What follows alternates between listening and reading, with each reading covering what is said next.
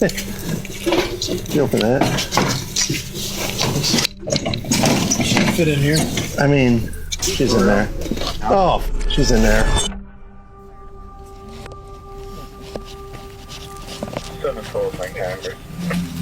Police department. Police department. Hi, how's it going? Yeah. Are you Patricia?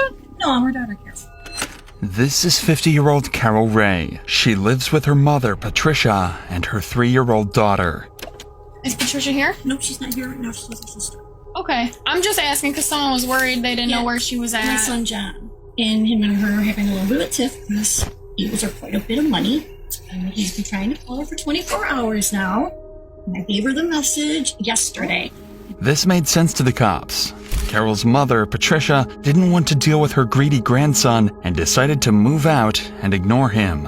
Or at least that's what Carol claimed, because at this point, police are completely unaware of the horrifying secrets that lie just feet away from them inside the house. And over the course of the next few days, this simple missing persons report would turn into hands down the most gruesome and disturbing case that they had ever worked on. And then I get a text message from Carol's mom, but it doesn't read like Carol's mom. My grandma just texted me again. Okay. Sending the cops to my house again. My grandma's not at the house. It's clear that you're not telling us the truth. Where is she at, Carol?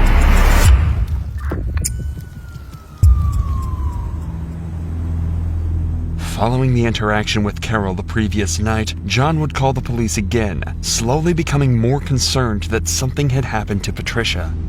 So at 11 a.m. on January 22nd, officers would arrive at Carol's house for a second time with the intent to find a conclusive answer to John's worries. Grandma's Patricia.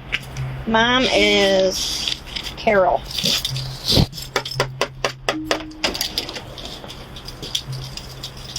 Hi. Are you Carol? Yes. Is Patricia here? No, she's not. She's getting her B12 shot or something like that with Dr. Positive. It's not written down anywhere in here? Maybe on, no, she writes down on with Dr. T on the old calendar. This little girl. This is my daughter, Allison, her granddaughter. Hi. Oh, okay. Does she live here with you? Yeah, we live together. Your grandma? Yeah. Or your My mom? mother. Sorry. Yeah, she's been staying at her sister's house for a couple of days because we just got diagnosed with pneumonia and got home from the hospital. I had diverticulitis that ruptured. Okay. So she's back here though, staying here primarily now? Both. I mean, all of her clothes and everything are here. She came by yesterday, and she was here not last night, but night before last, and she was here yesterday until about 5 p.m. and picked up her medications and a fresh change of clothes and stuff like that. Okay. The only reason we're here is because your children are concerned about your grandma. My son, John, he sent you guys over last night, which I contacted my mother about, and she had a fit, and I was going to go down to the Roseville Police Department today about it. Well, there's a little bit of a financial money issue between my mother and my oldest son, John. Okay. And he borrows a lot of money from her and doesn't repay it. He's got a truck in the backyard she bought him, a car in the garage that she bought him that she took back because he didn't pay the insurance on it. So my mom is a very finicky woman, so she got pissy about that. Now call him when I goddamn ready to call him. I got things to take care of. Right. Okay. My mom. How old's your mom? I said she's 69 this year. Based on Carol's story, Patricia is back living at her house and is currently at the doctor's office getting a monthly shot.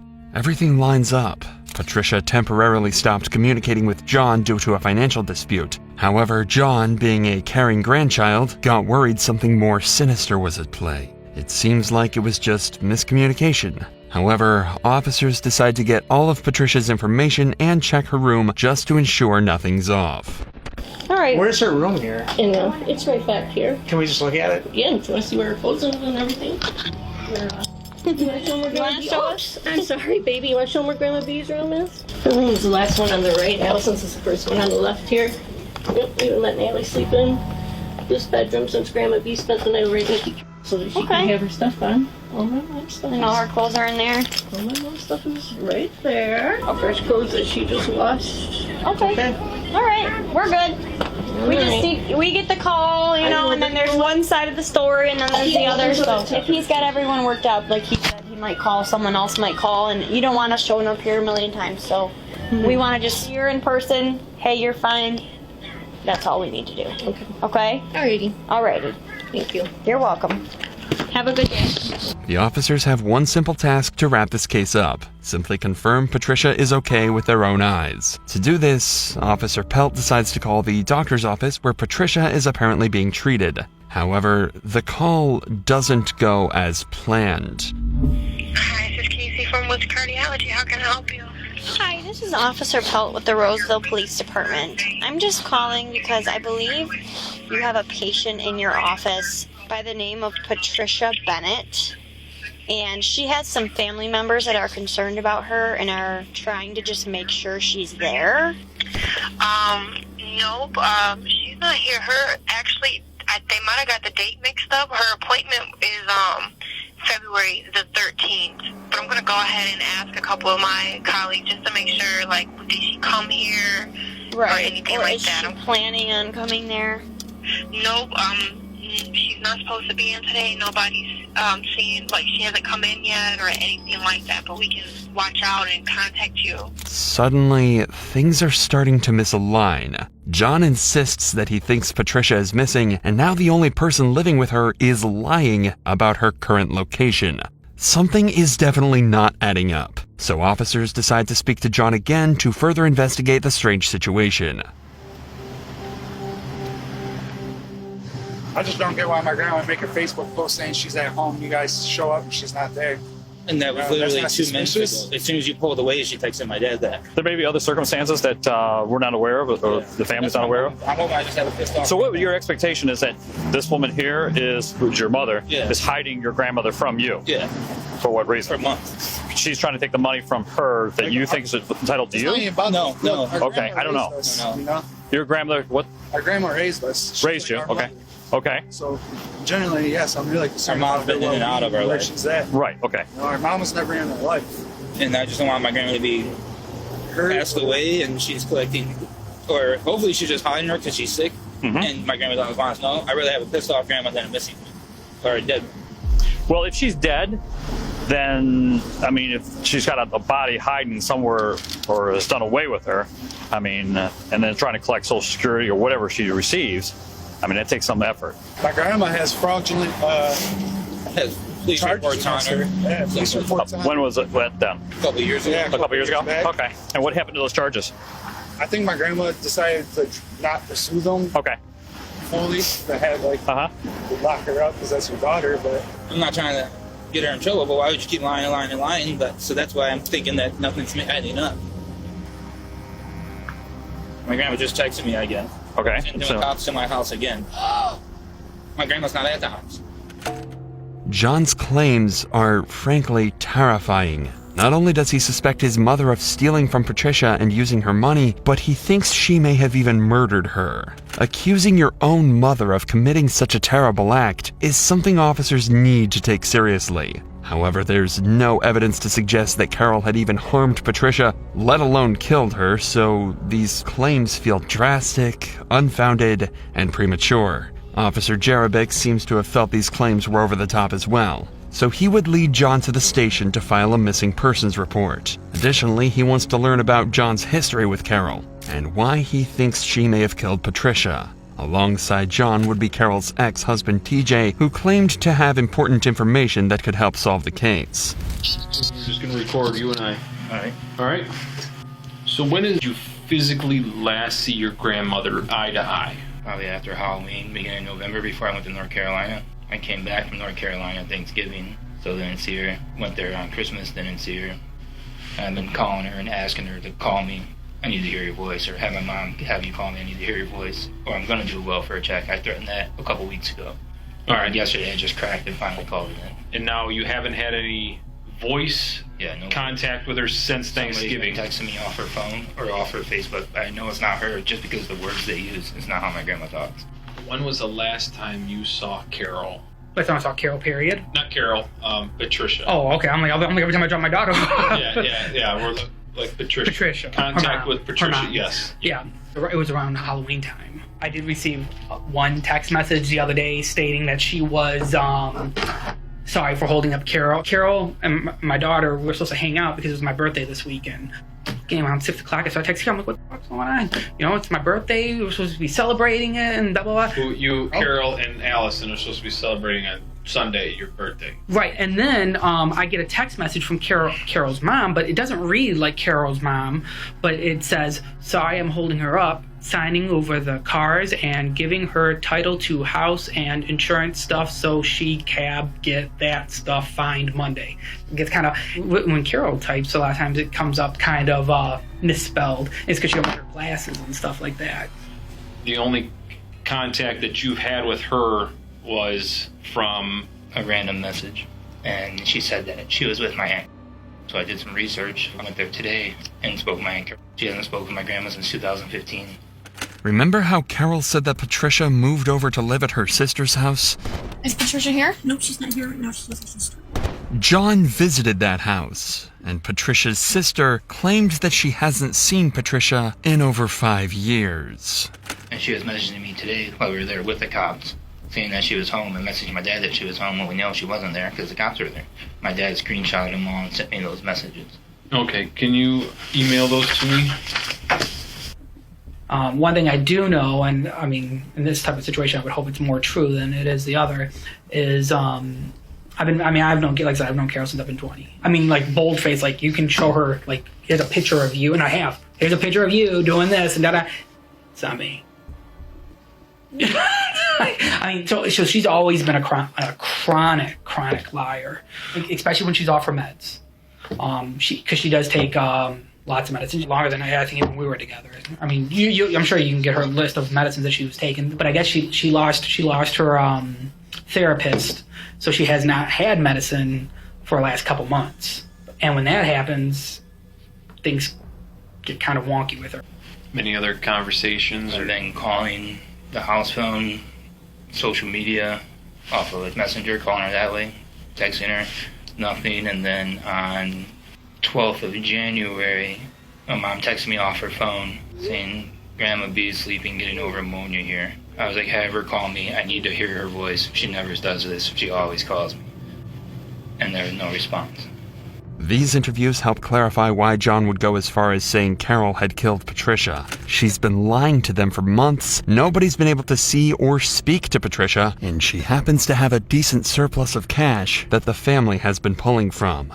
And remember, on top of all of that, Carol lied to police about Patricia's whereabouts at the doctor's office. The evidence makes it abundantly clear that Carol's not telling the truth and trying to hide something, and it's likely something horrifying. So police try and visit her house a third and final time, but this time, they aren't leaving without answers. Hello. Hi again. Hi. Is she here now? No, she's up at the Liver Cancer Institute getting her B12 shot. I'm sorry, I don't mean to be gripey with you, but Where is she at? We're just getting conflicting information, that's fine. The doctor's office that you told us she went to, she's not there. with cardiovascular is where she goes. Dr. Tapazzi is who treats her leukocytic white blood cell cancer. Not the white blood cell cancer. Okay, 'cause you said she was at Woods Cardiovascular. Because she has a lot of doctors. What's your daughter's name? That's Allison. Addison. Allison. Allison. It's just getting conflicting information from... That's a nice balloon. Well, it's because Can I see it? Oh, thank you. I can't keep all of Hey, it. Allison. Woods Cardiovascular is where she's been treated. Yeah? So Is where she's been treated for a long time with Dr. And how did she get there? Tapazzi. How did she get there? Her sister drives her, or I drive her. You didn't drive her today, so today... And sometimes her neighbor across the street. How did she get there today, though? I believe her How old are sister. Her sister? Yes. The sister that lives in Warren? Yes. Okay. But you don't have your sister's number? I don't talk with my aunt or my uncle. Well, last night, Everybody's okay. She stayed over there. when the officer came here, she did not speak directly to her. No, she spoke to me. Okay. Because she was at my aunt. She was here, right before last. Is that your phone? She was here. Yes, that's the one I just gave you. Listen, we just want to know where this lady I is. understand, but you guys are upsetting my daughter and you're upsetting me. She doesn't look upset. That's Okay. fine. Because you don't hear what she says when she leaves. I just went through a really bad domestic violence divorce situation and CPS up my butt for the past 2 We're not this here, year. but that's not what we're here for. We're here to find out if your mom's okay. We got a bunch of people who are concerned about her, and no one seems to know where she my is. son's father, my son, and his brother, which he's got his brother on high alert now, which his brother's wife was just here yesterday morning while my mom was laying on the couch to pick up $200 to do her tabs for the car, for my son's car. Right. Okay? Yeah. I mean, I can show you a picture of my daughter and my mom. She's sitting on the sending couch. messages telling everyone she's here. She's currently here. Now she's coming back here because she just called. She just called. Why don't you call her right now? While we're here. Yeah. And she's on her way, then shortly we'll be able to resolve this. I turn this back on to her. Yeah. You can see That's that fine. I'm actually. Oh. You want to put it on speakerphone? Will she answer you? I don't know. She went up there to get her B12 shot. Notice the drastic change in Carol's demeanor when she was directly asked to call Patricia. She's no longer deflecting, but rather soft-spoken and deliberate with her choice of words. Pay attention to Carol's body language as she's asked more of these direct questions. I know she's supposed to be calling John because John's the one that started this like 3-4 nights ago, threatening to call if she didn't talk to him. Yeah, if she didn't talk to him by noon the next day. I had her call before she went to Sam's Club. It was like it possible then that 11:45, 11:50. Is it possible then that she could just speak to John Yeah.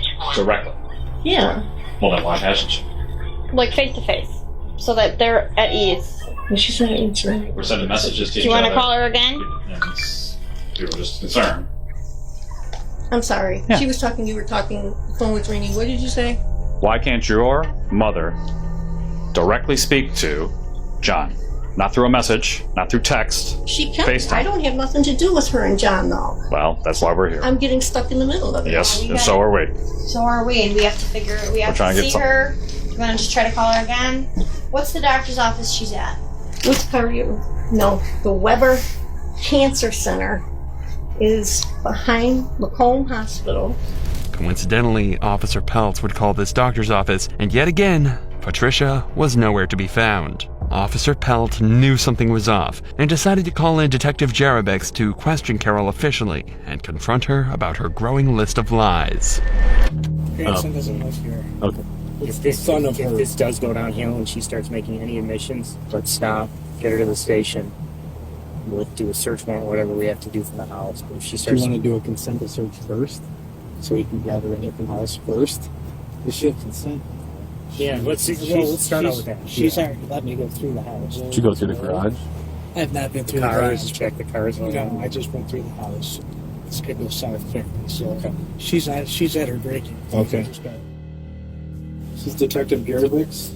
Excuse me.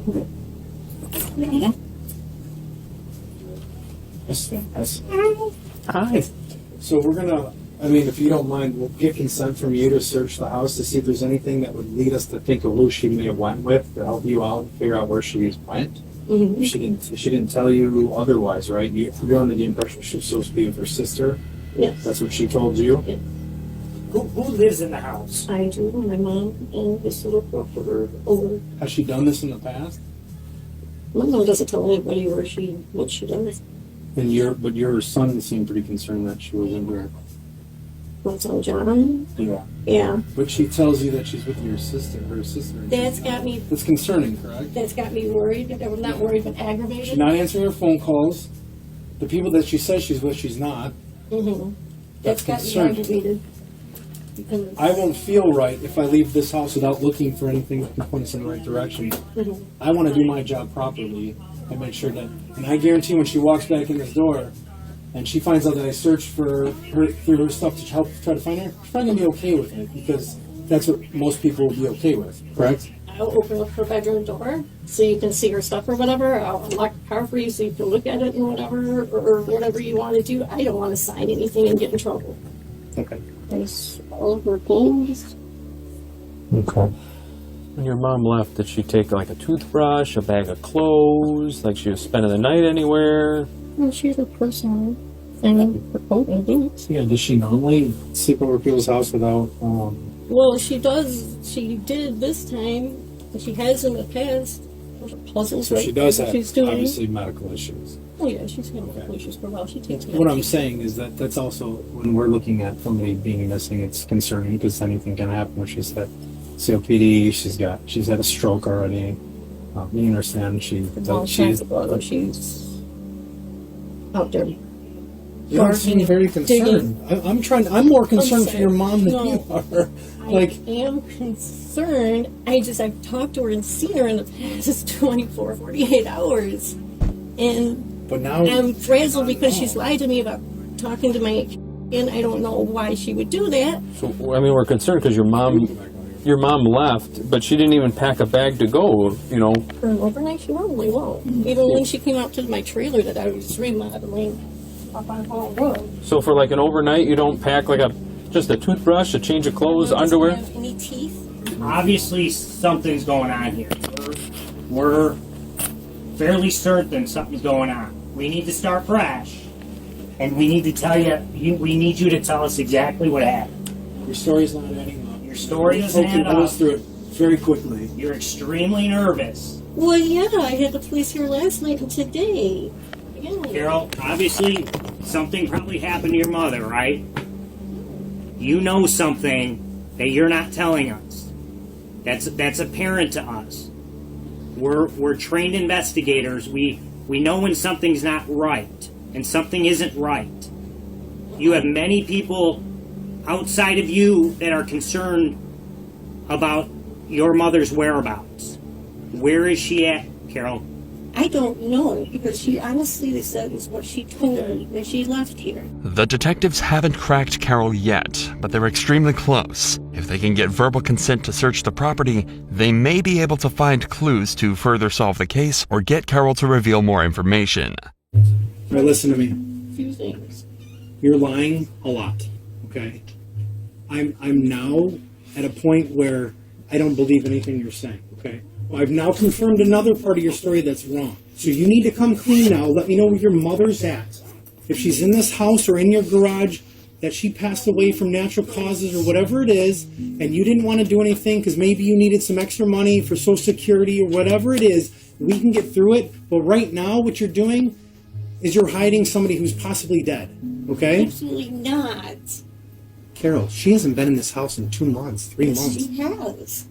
She's got dirty clothes in the laundry room. She's got clean clothes hanging right there. What does that have to do with anything? That's neither here nor there. I mean, What's going on? What's going on in your life her hair that brush we is have to in the be? bathroom. Yeah, that's odd because she left for the night. Wouldn't she want to brush her hair in the morning? Carol was caught lying through her teeth multiple times. However, despite all of that, detectives couldn't get the consent to search her property. This leaves them in a tough situation. It's clear Carol is lying and hiding Patricia's whereabouts, but with no solid evidence, they can't be certain of Carol's involvement in the disappearance. But luckily, the police had a trick in mind, involving Carol's current boyfriend, Ricky. Since Ricky has been living in the house with Carol, he has the authority to give consent to areas of mutual access. In this situation, that allows officers to search the majority of the property despite Carol's objection to the search. As long as Ricky doesn't have any involvement in Patricia's disappearance, he would have no reason to object to a search of the property. Hey, how you doing, sir? How about yourself? Not too bad. Are you Ricky? Yeah. Okay. Gonna step back here. Some of these detectives want to talk with you. Detectives? Yeah. What's going on? Oh, they'll talk with you. When was the last time you saw Patricia? Like, physically saw her in person? Physically saw her. It's probably been about a month. Would you mind coming to the station with us? So we can just sit there and talk? It's just about... Well, we want to find Patricia, but we're getting... She's not over at sister's house? No. How long have you... She's lied on me. Who's lied on you? Like Carol. Carol? She's cheated on me, yeah. Because she's the one that told me that she was at her sister's house.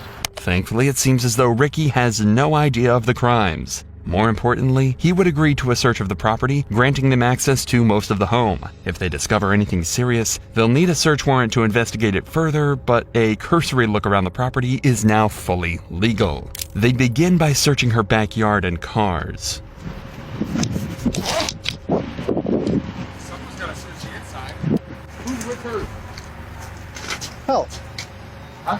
Help's with her. Oh, Help's with her.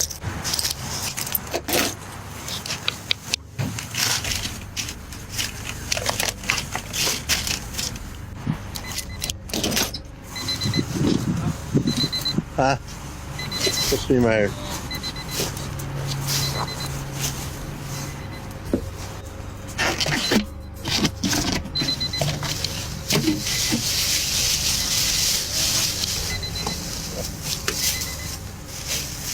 After coming up empty in the backyard, they check the last remaining spot, Carol's garage. Boyfriend's here.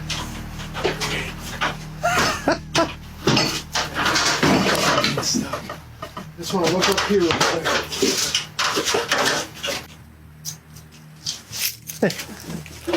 You open that? Should fit in here. I mean... Ooh, bloody. Oh. Alright. What'd you say? Bloody towels. There's in here. It's all... She's in there. She's in the house. Oh, she's in there. Open it up. Let's see. Hook them Well, hold up. on. I don't know. Hold on. Well, hold on. Don't. I don't know. I'm not just... What? Nah. I don't. He's looking. He's looking. I don't. Nah, nothing. I think I opened up that grave bin and it's full of bloody towels. And it stinks like a dead body. Are you kidding me? Swear to God.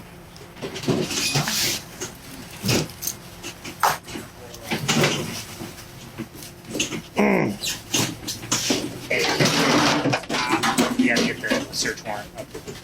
Huh? For what? If it's in there, Bodecker wants us. For what? If We're there's searching for the There's a body. bloody Yes, pillow. if there's a one bloody in there. pillow in here. Ready? Yeah, there's a body in there. Yep. Where? You see the legs from the far corner. Okay. Close back Uh, up. Sure. I'll go get the thing up there. Somebody said he was back here, so he needs to. Everybody needs to. Exactly. That's a boyfriend who just showed up. We've been looking for him. Oh, okay. Hi, Lieutenant. I just opened up a big plastic storage bin and smelled really bad. It was full of blood and towels, and you can see a body in there. So it's kind of where we're at. All right. We hook her, bring her in. What about Everybody was saying, people, the brothers, we need to find out what they were telling officers, because they were saying he was like in the back there yesterday. He was coming and going. Somebody might have seen. There Yeah. is still moisture on the top of that. I opened it and there's still moisture on the top, so that's not been in there long. And they were somebody we got to talk to over there.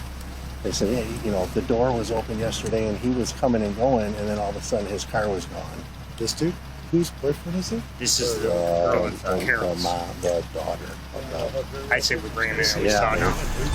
Not only had they found Patricia's deceased body in the storage bin, but the body still wasn't dry, meaning the murder couldn't have been more than 2 months ago as John originally suspected. This terrifying scene couldn't have made the truth more clear. Carol Ray had killed her mother and had been covering it up for weeks. However, she may not have been the only one involved in this. Ricky had been staying at the house for months now, and the cops believe he had to have known about the murder if he'd been living beside it the entire time. With this in mind, police place Carol under arrest immediately and detain Ricky too. Carol, go ahead and stand up for me. Put on James Vanner back, okay? Think you know why we're going, but I suggest you think about what you need to tell us, okay? You translated. Any weapons on here? No. I might have my knife on me over there. Following Carol and Ricky's arrest, both would sit in a jail cell while they waited for detectives to arrive at the station. Multiple hours later, they would bring Carol in for her first interrogation. Obviously, Carol, we're here to talk to you about what's going on here.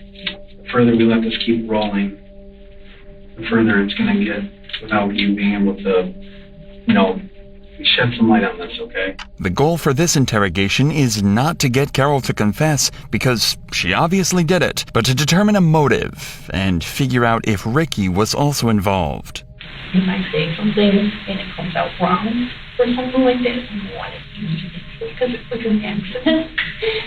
I'm doing it so if I explain it, it's process.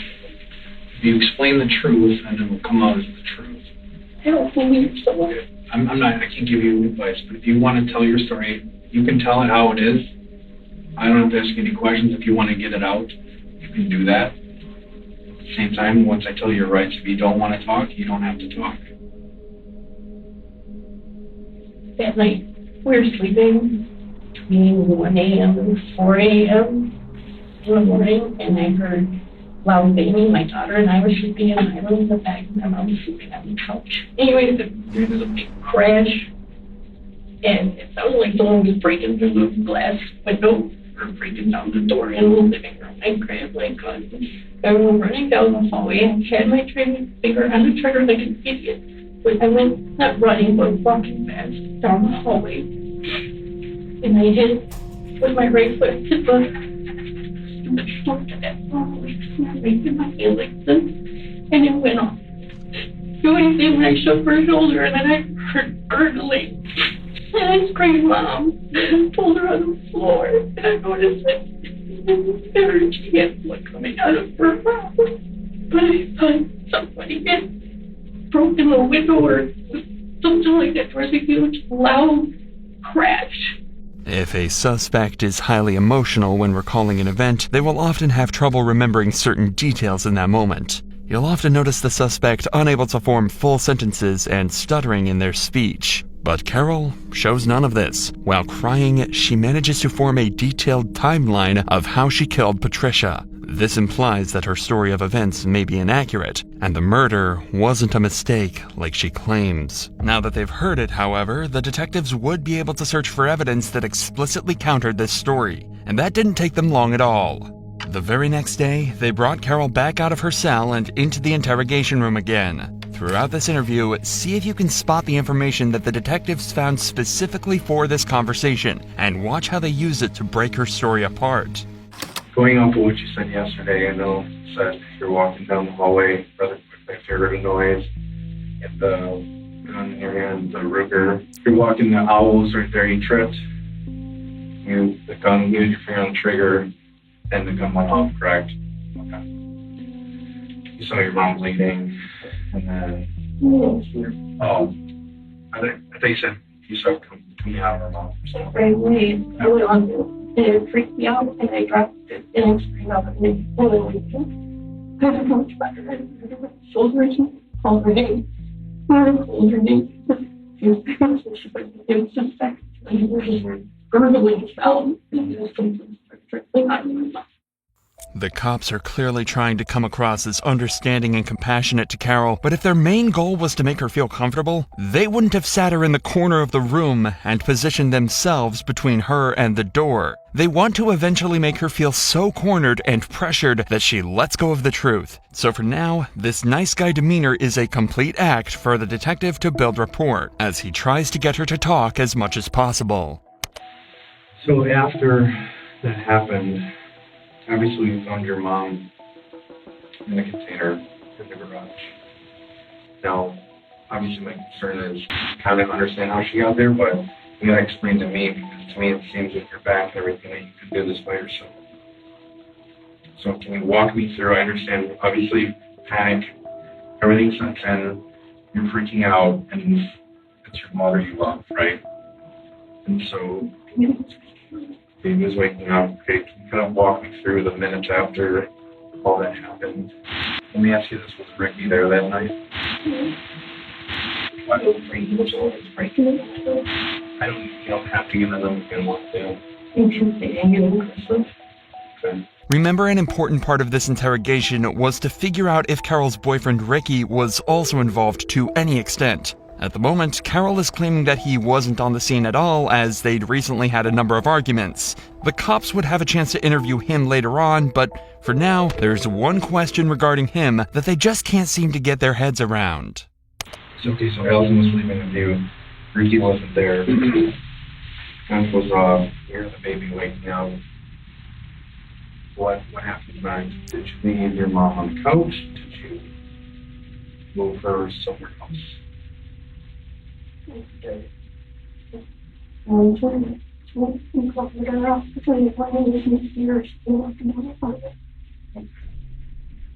understand that. Very hard to understand. Obviously, we're operating under panic, right? I mean, I can picture myself in a situation, panic. You got your daughter there. Where did you move? Where did you move her from the house to where first? We found her in the garage. Was she moved anywhere before the garage? Directly in the garage. Okay, so this is where I'm concerned with Ricky, your mom, and I know this is a hard detail to get through, but picking up your mom, there's no way you're picking up. How did you do that by yourself? You're saying Ricky's not there. Did Ricky come over and help? Do you have him help you move? Are you afraid to tell us? Are you afraid of Ricky? You don't have to be afraid. You don't have to be afraid, I promise. You're scared, aren't you? Carol remained completely silent for almost 30 seconds after she was asked this question. The cops are right to assume that she's scared, but it might not be for the reasons they think. She could be scared of Ricky and the consequences of implicating him in the crime, but she could also be terrified of the situation she's in. She's going to jail for a very long time. There's no escaping that anymore, and that's a scary reality for her. Whatever the reason is, though, the cops are still doing their best to give her a moral excuse or justification for what she did, so she'll talk a little more. She panicked, and anyone would have done the same. The best thing she can do to make things right is to tell them exactly what happened. I mean, people panic. And people make mistakes. Yeah, I mean, you know what happens most often than fleeing, when you flee from an accident, it happens all the time when people panic, right? Let's say someone gets in a car accident, they smash into a car and they take off, and that person ends up dying. They hear them on the news, and then the lies keep going, and they're like, shit, I should have stayed, but I didn't, right? That's the mistake that you made. I should have stayed, but I didn't. I don't want to keep revisiting, but I have to. How did you get the toad out of the house? The cheetah passed all that stuff in the garage. Is it possible somebody else could have moved it for you? The cops are really focusing on Carol's inability to physically move Patricia to the garage, as, to them, it was a clear sign that somebody else had to be involved. But at this point, they're not getting anywhere. Unfortunately, this isn't conclusive enough evidence to implicate anyone else, and it's not getting Carol to talk, but that's okay, because the detectives have one piece of evidence that they've been saving for this very moment, that could prove without a doubt that everything Carol said so far has been a total lie. The other thing I want to bring up is they obviously did an autopsy on your mom. They found some puncture wounds in her neck, 3 puncture wounds. Not an old scar, but actual fresh puncture wounds in her neck. How did those get there? Nothing at all? Never was anything after the fact? I'm not saying you were killing her, but you know what I'm saying? I'm saying, I don't know, maybe figure out from the street if she was suffering or anything like that.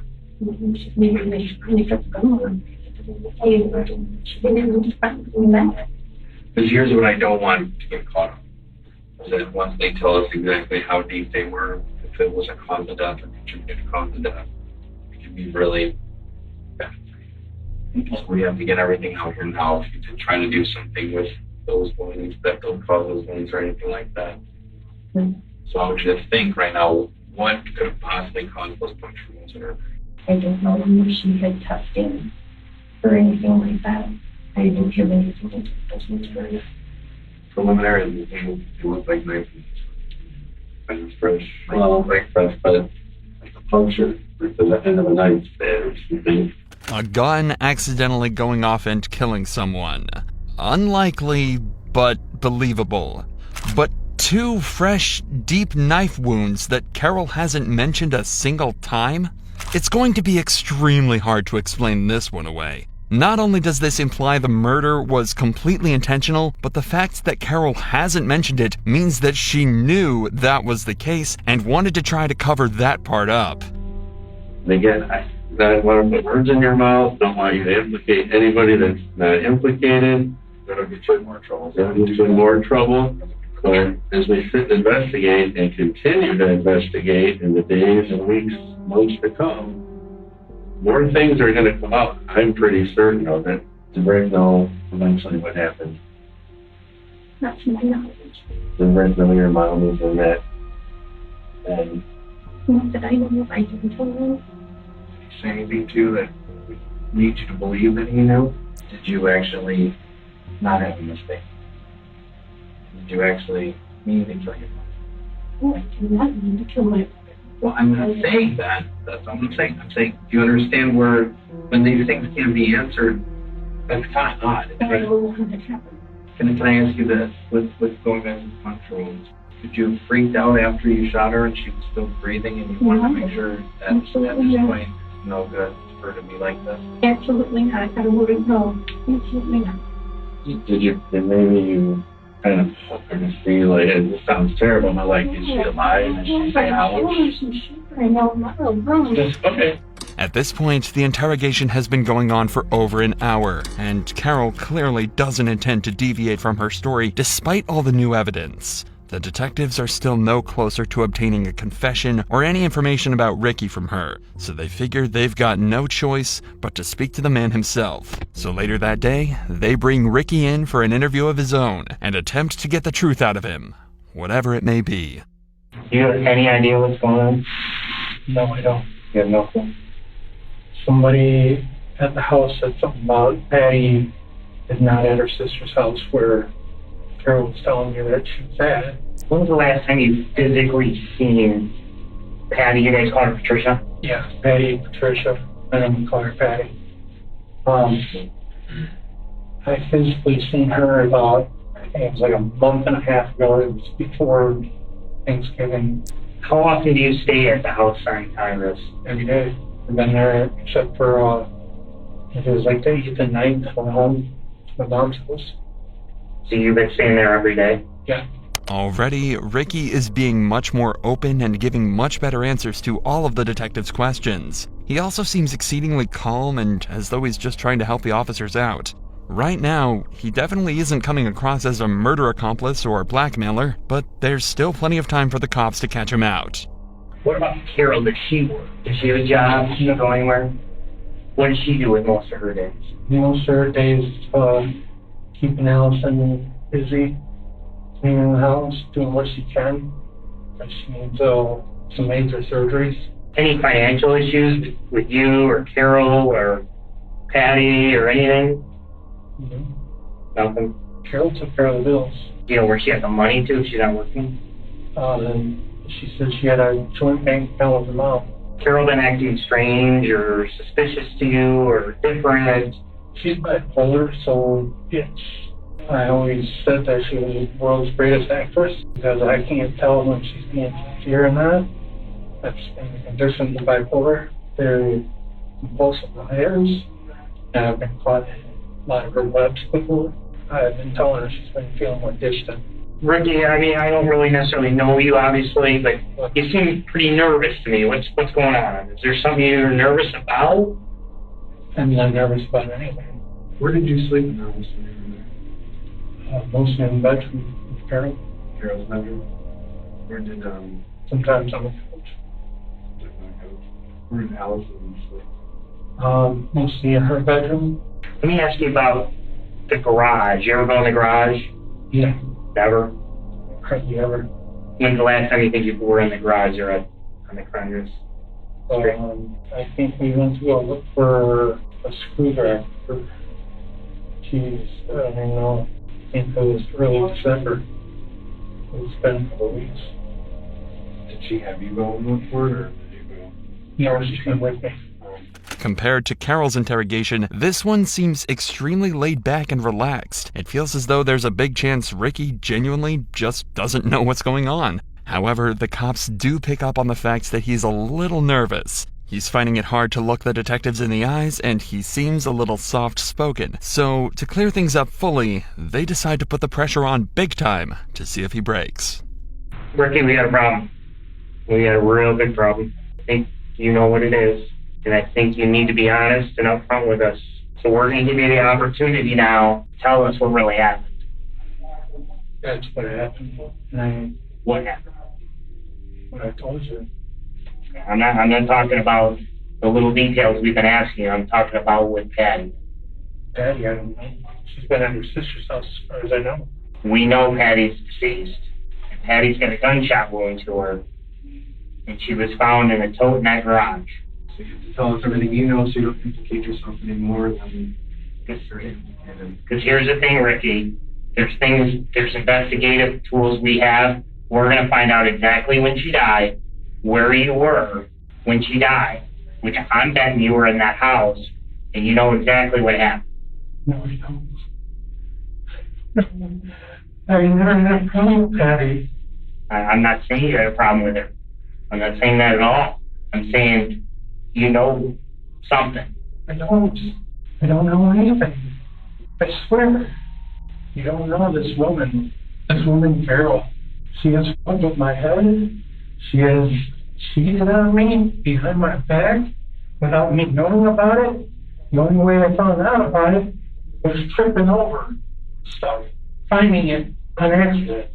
Her showing me something on her phone, and then all of a sudden, I love you too, baby, pops up on her phone. Why are you with her? We went through counseling this year, tried to make things work, because I love her, I love Alice, and so she's like, oh, I really do.